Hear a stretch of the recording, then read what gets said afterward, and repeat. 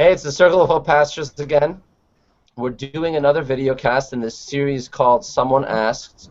We come up with questions, or we're asked questions, and we try to answer them as a way of having open dialogue and showing that dialogue is an important part of our process, but also hopefully helping people unpack ideas that confuse them or they're unsure about.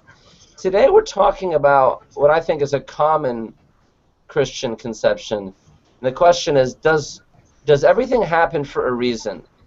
Now, Rachel's one of our pastors, and she's experienced this recently in a few personal circumstances. You may not want to talk about all the specifics, but why don't you get us started?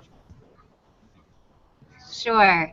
Yeah, sometimes I hear things like God has my day planned out, or whatever's supposed to happen will happen. And I think that's kind of it's a common theology that's based on this big view of God that maybe we can't know God, that God is kind of so big and unknowable.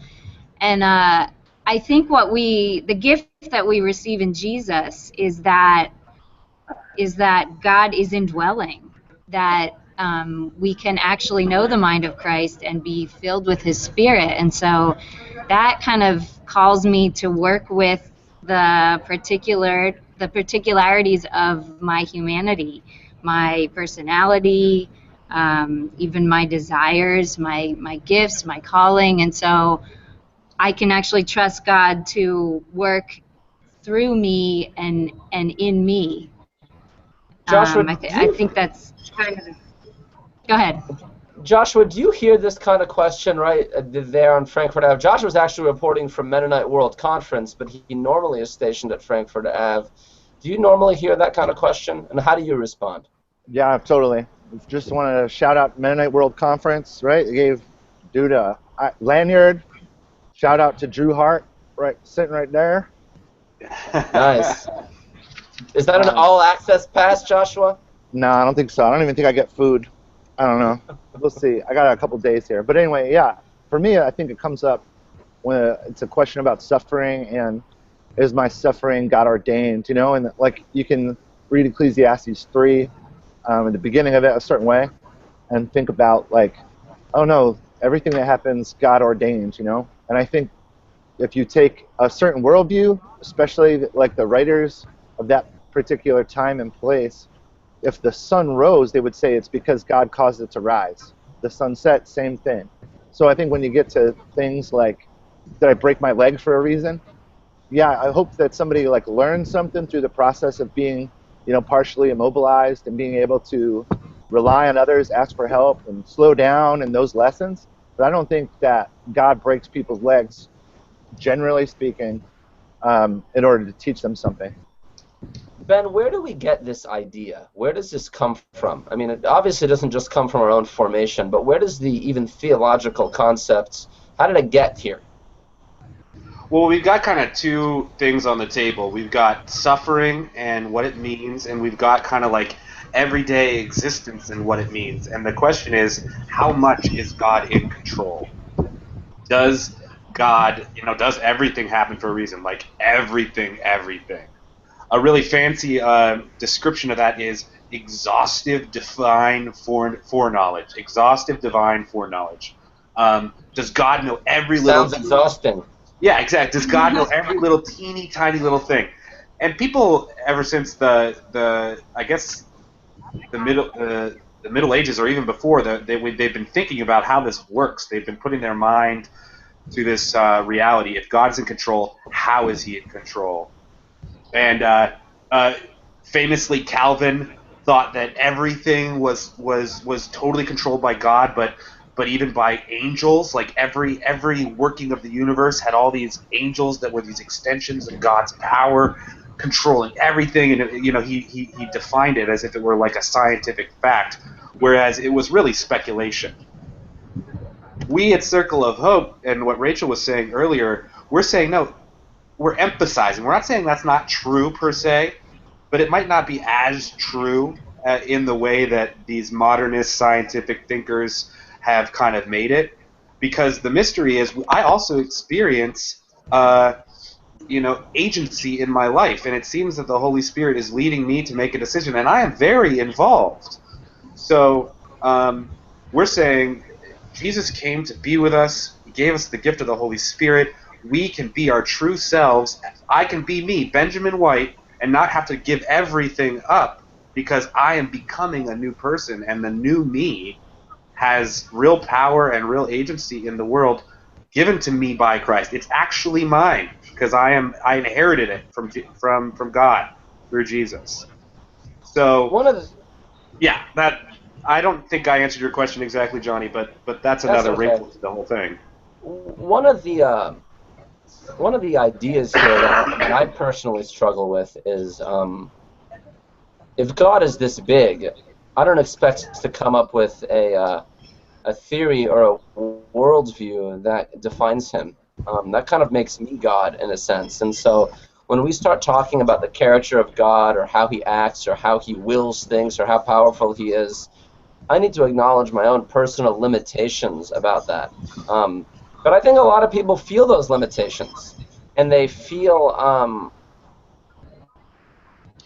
inadequate to do the right thing and make the right choice, and so they find comfort in a God who will provide for them and care for them and has arranged even their very day for them so that they don't have the stress of dealing with all their problems because they don't really believe that they have the stuff to do it.